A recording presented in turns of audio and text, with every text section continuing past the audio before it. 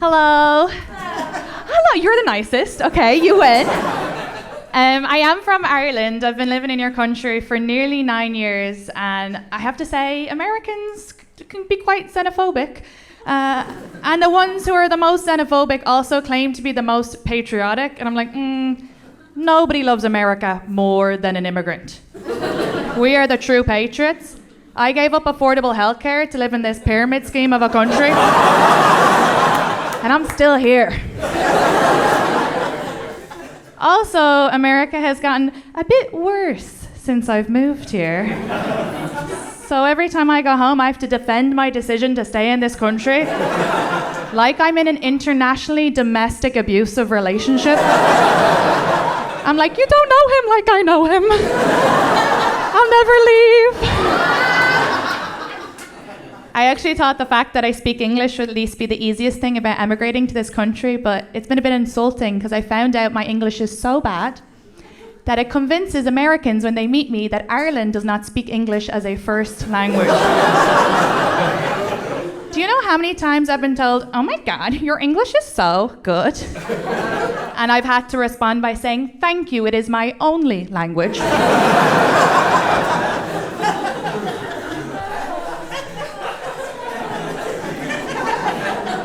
It's because in Ireland we speak a Hiberno English, so it's a little different. We speak predominantly in slang, and I didn't realise that you guys didn't speak the same slang, so I've never explained it. And I'll give an example. We'll always say, it's grand, okay? But it means it's fine. You know, how was the long drink? It's grand. How was the show tonight? It was grand. You know, how was your meal? It was grand. But I didn't realise Americans thought that I was saying amazing because of grand, like grandiose. So my boyfriend is American, and the first time we slept together, he tried to speak my language. And I was like, how was that for you? And he was like, it was grand. I was like, rude. People will do my accent to my face every single day as well. I think that Americans think it's okay to do an Irish accent because Irish people aren't marginalised. So like, oh, this is a safe accent to do. And I'm here to tell you it's not, okay? Because you'll start off with a top of the morning to you. But then you'll start to sound Indian. And then you'll start to sound Jamaican. I'm like, wrap it up, it's getting offensive. I've had a lot of cultural differences since I moved here. For example, as a foreigner, I really hate tipping. But as a bartender, I really hate foreigners. I don't bartend anymore, but I found it quite stressful when I moved over because it was the first time I ever saw bartenders doing shots with customers.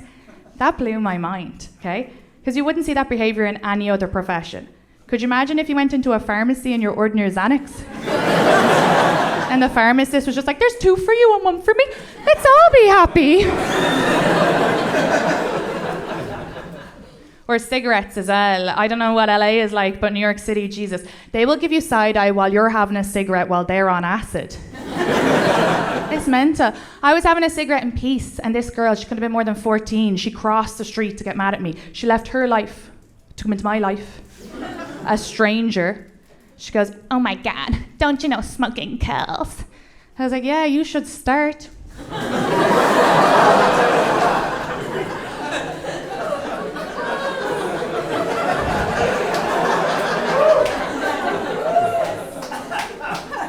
Another big difference for me was the C word. I didn't realise that is really offensive here.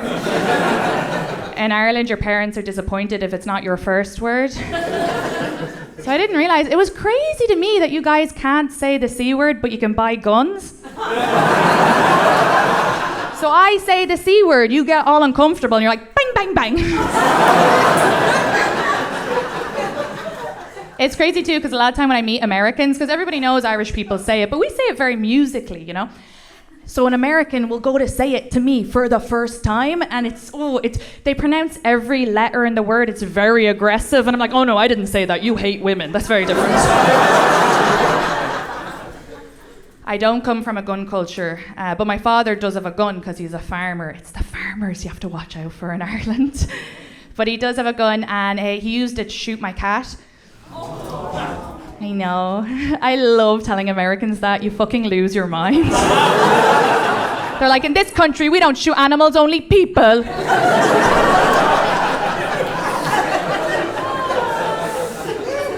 It's true, he shot my cat. My cat was sick though, he was doing him a favour by shooting him, but I came home from school and he was like, Katie, I had to shoot the cat. And I was like, I don't think that was your first option. He goes, what do you expect me to do? And I go, bring it to a vet. He goes, I'm not paying anyone to do something I could do myself. So then a few months later when my appendix blew up, I was like, don't you come near me. My dad heard me talk about this on stage when he came to visit, and he was like, if you insist on telling the American people that I shot your cat, you have to tell them before I did it, I gave him a tin of tuna. I was like, how Irish Catholic are you that you're like, here's your last meal? I love my dad, he's a sweetheart. Yes, he shot my cat, but he doesn't have a violent bone in his body. Actually, growing up, my mother was really violent with my father. And it's a fun thing to tell people, because if I were like, oh, my dad bet up my mother, people would be like, what a monster. But when I tell people, oh, my mother bet up my father, people are like, what a feminist. What a she-ro. But my dad would have to lock us in the bathroom to get away from her. And I know, but don't worry, it'll be fun at the end. She was like traumatized. I'm like, I lived it. But yeah, he would have to lock us in the bathroom to get away from her. And when I was 5, he had me on the toilet seat, he locked the bathroom. She was throwing herself up against the door like a demon, and he had it closed with one leg like this. He lit a cigarette, inhaled, looked at me and goes, I hope you're learning how not to behave. It worked. I've never raised my voice to anybody. I've never hit a partner. I've never been in an aggressive relationship, but I picked up smoking cigarettes because I was like, I have to learn something. It's nice living in America and being able to talk about that. I feel like you guys are very open about mental health. When I grew up in Ireland, we didn't believe in mental health, and I do think you guys believe in it a bit too much. But it's nice. I think the difference with the cultures is we have a big stigma against taking pills, and you guys pop them all the time.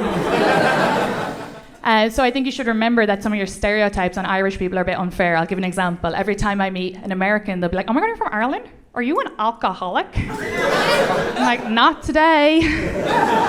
But you have to realise that, yeah, we drink a lot in Ireland, but because there's a stigma against pills, we're just self-medicating as a country. Don't you judge me when you're having your Xanax. Okay, my pint is my Xanax. Anytime you meet an Irish person, just ask them why they drink so much. They'll always say, it's just to take the edge off. The edge is a serious mental health issue.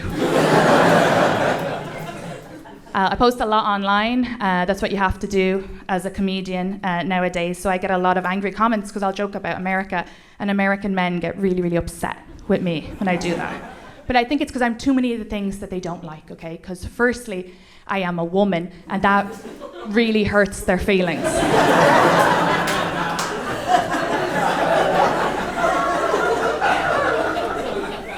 Then secondly, a lot of these men who are commenting angry comments, I know they're like southern white guys because their profile picture is a gun. And so they're xenophobic and racist. So they see me, they think, one of us. And then I open my mouth and they're like, this bitch fooled us. Then the last reason, and the men in the room already know this, I just have to explain it to the women, and that is every man secretly wants to be a comedian. Every man in this room has been watching the last 3 comedians being like, I can do that. So then they see me online, they're like, these immigrants are taking our jobs. My favorite comment ever was from a guy. He wrote, go back to your own country, you ugly donkey. I was like, excuse you, sir, I am a beautiful horse. Also, his last name was Gonzalez. I was like, if I'm leaving, you're fucking leaving too.